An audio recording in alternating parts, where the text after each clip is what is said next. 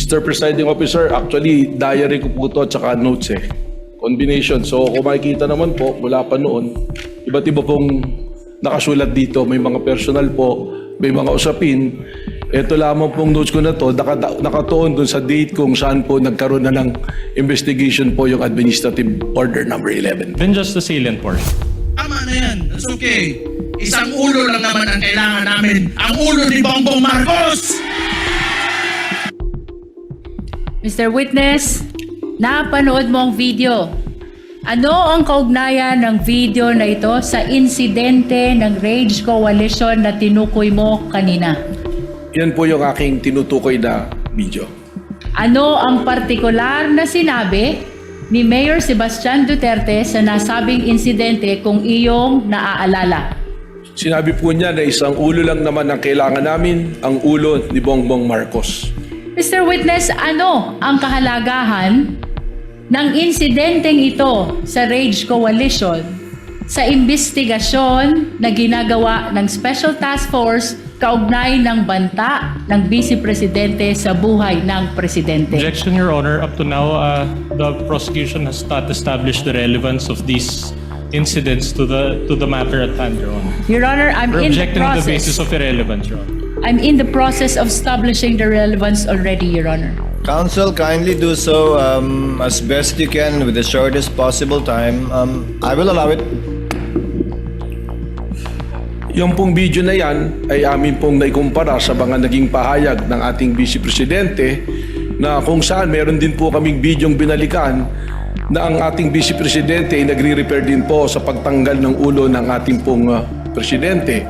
Kung kaya't nakita namin po ang pagkakahambing ng statement po ng ating pong Mayor at ng Vice President Sara Duterte. Mr. Witness, binanggit mo ang isang insidente kung saan sinabi ng Vice Presidente gusto tanggalin ang ulo ng Presidente. Ano itong insidenteng ito kung iyong nalalaman? Sa aking pong recollection sa aking pag-iimbestiga, ito po yung kanyang press conference noong October 18 ng 2024 kung saan sinabi niya, gusto kong tanggalin ang ulo niya ba? At sinabi rin po niya nga, imagine cutting his head. So yan po ang binabanggit ko na video. Kaugnay ng sinabi niya na gusto ko tanggalin yung ulo niya ba? Anong partikular na bahagi ng binanggit mo na video ang tumutukoy sa sinabing ito ng Vice Presidente? Mr. Presiding Officer, respectfully, with your permission, for the timestamp, I want to refer to my Witness is allowed to refer to his notes Salamat with the po. assistance and within the view of the counsel, assisting counsel for the respondent and the prosecution if they so desire. Your Honor, can we ask permission to scan the whole notebook, Your Honor? Or at least the salient portions of the notebook, Your Honor.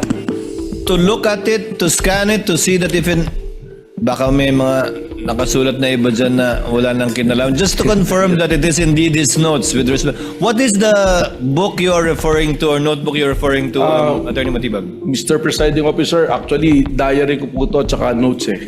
Combination. So, kung makikita naman po, mula pa noon, iba't iba pong nakasulat dito. May mga personal po, may mga usapin.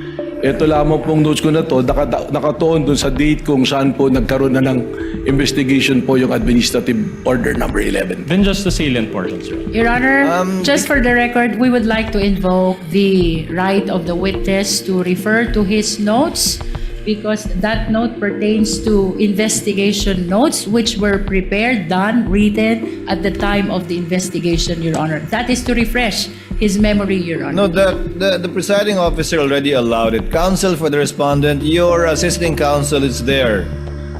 Without necessarily scanning the whole notebook which might contain other confidential or perhaps personal information, he may observe what the witness is referring to and you may make your observations known to the record should he observe something out of the ordinary. Witness may answer. Ang timestamp po dun sa sinabi kong gusto kong tanggalin yung ulo niya ba is from 1:35:57 to 1:36:10 po. Your Honor, may we request that the video of the Vice President on October 18, 2024, during her press conference, previously marked as P411, particularly timestamp 1:35:57 to 1:36:10, be played, Your Honor. Has the USB seal been broken by the witness? If not, witness is instructed to kindly break the seal of the marked evidence in full view of the assisting counsels for the parties. Thereafter, for the USB to be brought to the tech booth, and the clerk of court is instructed to have it played with respect to the identified timestamps of Director Matibag.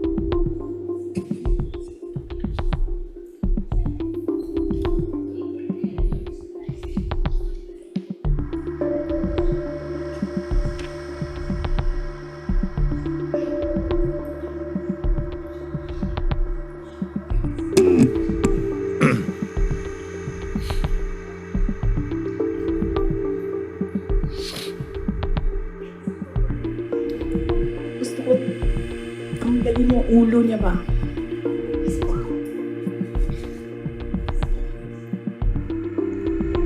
Mr. Witness, napanood mo ang video. The video is still playing, I believe, lead prosecutor.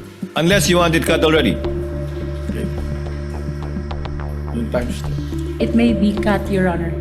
I'm sorry?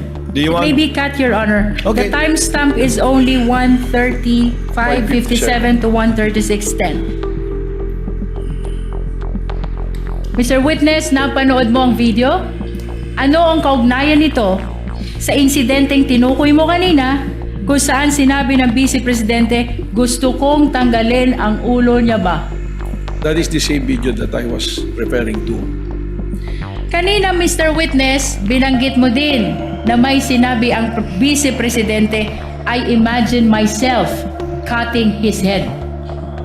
Anong partikular na bahagi naman ng video na iyong tinukoy ang tumutukoy sa sinabing ito ng Vice Presidente kung iyong nalalaman? Again, Mr. Presiding Officer may be allowed to look for the... Witness may do so. Thank you po.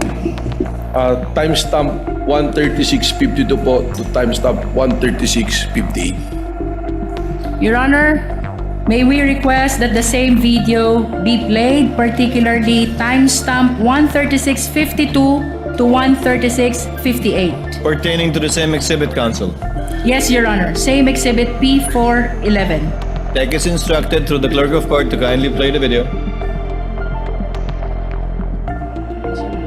Myself cutting his head.